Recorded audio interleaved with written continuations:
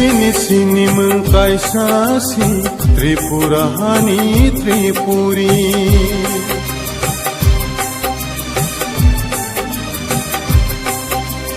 Sini sini mengkaisasi Tripurahani.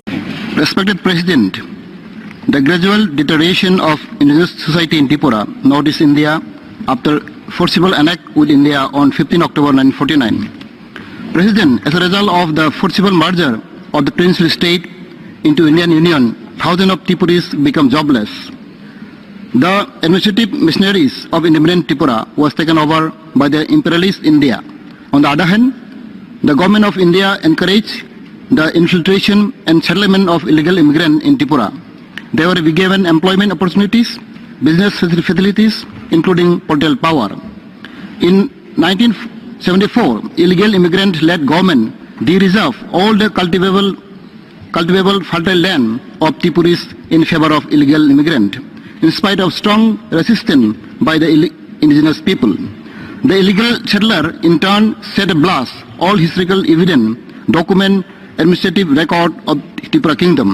Thereafter, they imposed alien culture, language, religion and political domination with the help of Indian army. The illegal immigrant population rapidly grew in Tripura state, and with the passage of time, the local Tripuris became minority in their own homeland. Historical document heritage has been destroyed by the immigrant, and the alien culture has been forcefully imposed to the indigenous people of Tripura. Illegal immigrant, with the aid and advice of government officials, took full advantage of the biased administration, which was already under the control of illegal immigrant. Illegal immigrant got job, ration card, voter card, land registration very easily under the successive government.